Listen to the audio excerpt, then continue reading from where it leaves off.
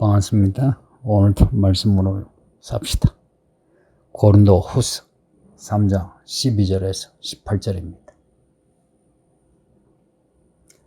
하나님과 우리는 언약의 관계입니다. 구약도 그렇고 신약도 그렇고 우리가 세례받을 때 고백한 거 있으시죠? 그게 언약입니다. 하나님이 우리에게 말씀하시고 우리가 하나님을 향해 말씀대로 살겠습니다.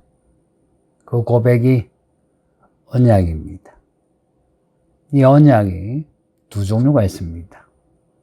구약에 옛 언약이 있고 신약에 새 언약이 있습니다.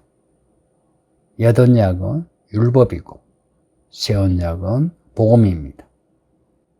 율법은 정죄합니다. 정죄해서 죽음으로 이끕니다.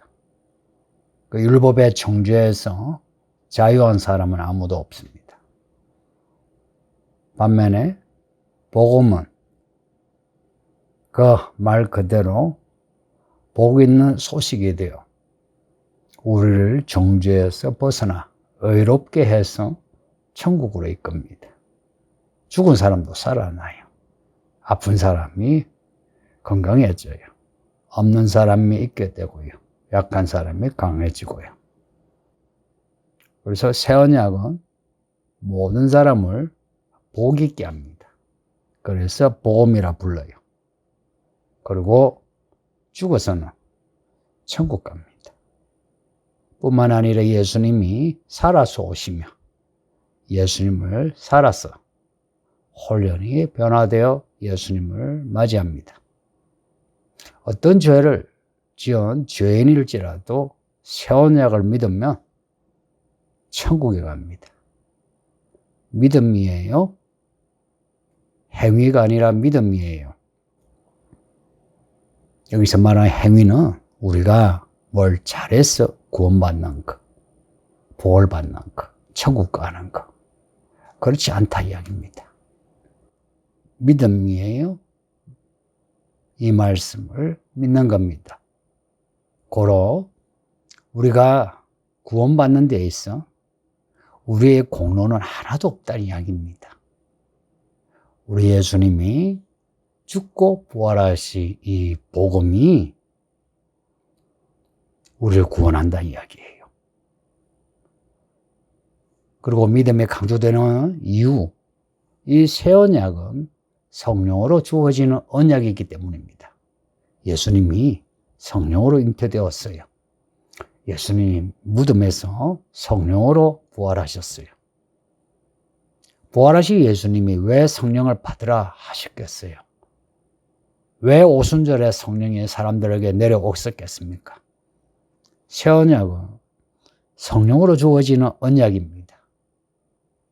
글이 아니라 영이란 겁니다. 이 복음을 우리가 받아들이죠. 성령을 받아들이는 겁니다. 이 말씀을 우리가 살아내죠. 성령으로 살아가는 겁니다. 성령을 쫓아라. 어떻게 성령을 쫓습니까? 안 보이는데. 새 언약의 이 말씀을 쫓아감으로 성령을 쫓아가는 겁니다. 그래서 새 언약은 영으로만 가능합니다. 바울은 이걸 확실히 알고 복음을 전하는 자신을 의의 직분자, 의의 일꾼이라고 확신합니다. 반면에 구약의 모세에 대해서는 모세는 이스라엘 사람에게는 예수님과 같은 그런 존재죠. 그런데 그 모세에 대해서 이렇게 말합니다. 정죄의 직분자라고, 옛 언약의 사람이라고. 그러니까 바울은 자신을 의의 직분자라고 하는 반면에 구약의 모세를 정죄의 직분자라고 비교합니다. 어느 것이 더 좋아요? 의의 직분이 좋죠. 이 율법은 정죄하여 사람을 죽게 하는 의의 정죄의 직분자예요. 그런데 의의 직분은 이 말씀을 전함으로 지옥에 갈 사람이 천국에 가고 이 말씀으로 인해서 인생도 살아나요. 근데 모세 그 받은 옛 언약의 직분, 정죄의 직분 또한 영광이 있었어요. 그래서 율법을 받고 산에서 내려오는 모세의 얼굴에 빛이 났습니다. 정죄의 직분조차 이렇게 영광이 있어 빛이 나 백성들은 모세의 얼굴을 정면으로 바라보지 못했습니다. 모세는 수건으로 자신의 얼굴을 가렸어요. 근데 그 빛은 오래가지 못했습니다. 그럼에도 모세는 수건으로 자신의 얼굴을 가렸는데 그 이유를 추측하면 이렇습니다. 모세는 자신이 받은 직분이, 이 직분이 율법의 직분이란 거, 그리고 정죄의 직분이란 거 알았습니다. 그래서 언젠가 이 율법이 끝나고 정죄에서 우리를 어렵게 하는 복음이 온다는 것을 알았습니다. 옛 언약이 끝나고 새 언약이 시작되는 것을 알았습니다. 왜냐? 모세는 자신 뒤에 오실 메시아를 예언했어요. 그러니까 하나님의 구원의 이야기를 모세는 알고 있었어요. 다윗도 알고 있을 거예요. 하나님과 언약을 맺은 사람들은 하나님의 이 구원의 경륜을 알고 있어요. 그래서 그들은 하나님 앞에 엎드려 겸손할 수 있는 겁니다. 모세가 교만해가지고 내 빛나는 얼굴, 이 빛이 사라지면 사람들이 나를 무시할까? 그게 겁이 나서 수건으로 가린 게 아니고요.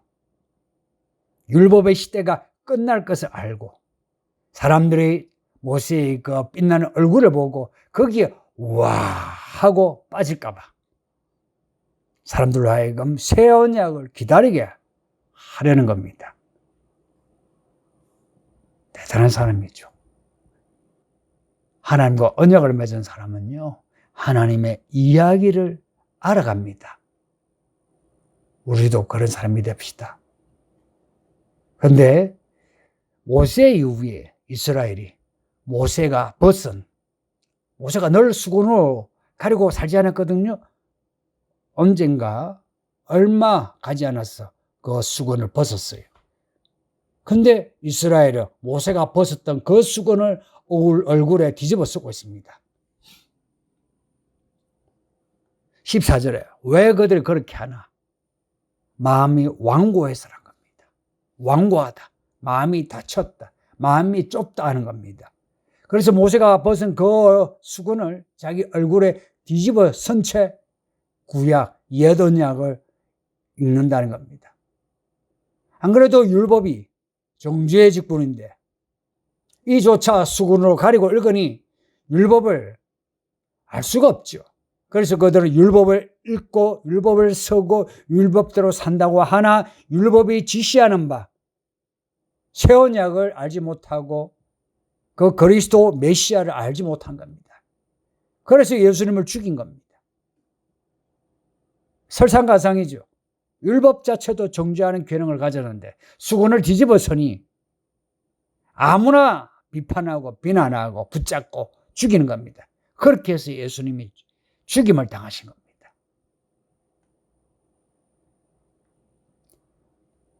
말로는 하나님을 위한다고 하나 실제로는 하나님을 모독한 겁니다. 마지막 때의 세계가 그런 세계가 됩니다. 그러면 어떻게 하면 얼굴에 수건을 없앨 수 있나? 수건을 없애고 말씀을 바로 볼 수 있나? 답은 간단합니다. 16절에 주께로 돌아가면 그 수건이 벗겨진답니다. 주께로 돌아간다. 어떻게 돌아갑니까? 흔히 생각하면 교회 다닌다, 말씀을 읽는다, 기도한다 이렇게 생각할 수 있죠. 틀리지는 않지만 17절에 말씀하는 것은 이래요. 주는 영이시니 주의 영이 계신 곳에는 자유가 있다 합니다. 성도님들 성경을 읽을 때는 성경의 내용을 쫓아가야 돼요. 주께로 돌아간다. 어떻게 돌아가노? 하면 그에 대한 답을 우리가 알아서 답을 내면 안 됩니다. 가끔 그런 실수하죠. 문제를 제시하고 그 문제에 대해서 답은 우리가 하고 있는 거예요. 그렇게 하면 안 돼요. 우리가 물었으면 그 답을 말씀에서 찾아야 돼요. 주는 영이시니 주의 영이 계신 곳에 자유가 있답니다. 주는 영이시래요. 하나님은 영이시니 하나님의 영이 계신 곳에 자유가 있답니다. 무슨 자유?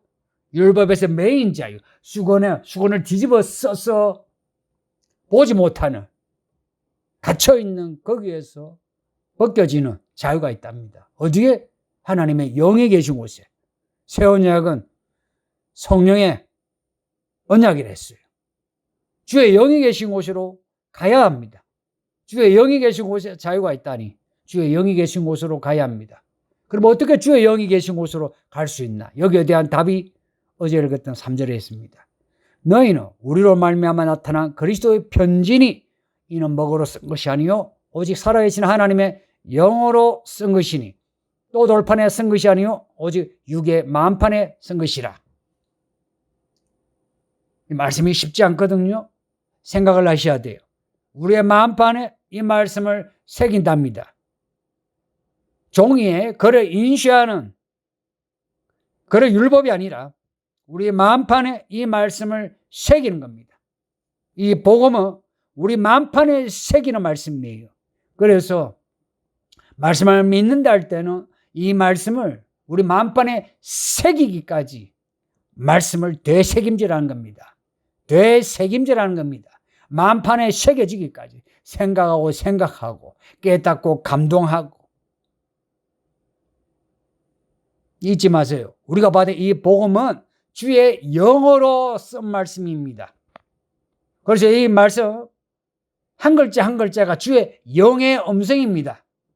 누구든지 이 말씀을 마음판에 받아들여 이 말씀이 마음판에 새겨지면 주의 영이 우리 속에 거한 것이 되고 그 영의 생기로 마른 뼈 같은 사람도 생기를 얻어서 살아납니다.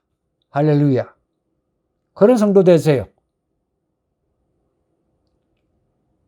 교회 다니면서 성경을 좀 읽고 기도 좀 하고 직분을 받아서 괜히 믿음 있는 척 거기에 만족하지 마시고 교회 일 맡은 거 그런 것에 만족하지 마시고 그것은 그냥 껍데기 같은 거예요. 진짜 믿음은 뭐냐? 말씀을 마음판에 새기는 겁니다. 그리고 그 말씀으로 살아나는 겁니다. 그래서 6절에 율법은 죽이는 것이요 영은 살리는 것이라고 말씀합니다. 잊지 마세요. 주의 영이 계신 곳이 어디에 있나? 말씀입니다. 이 말씀은 우리 속에 새겨질 때 성전이 건축되어집니다. 그러네 성도들이요. 수건을 벗으세요. 왕과 마음을 벗으란 겁니다. 이런저런 아집을 벗으세요. 그냥 개똥 철학을 버리세요. 성경을 읽으면서 설교를 들으면서 딴 생각을 해요. 그러면서 이런저런 변명을 해요. 이게 얼마나 완고합니까?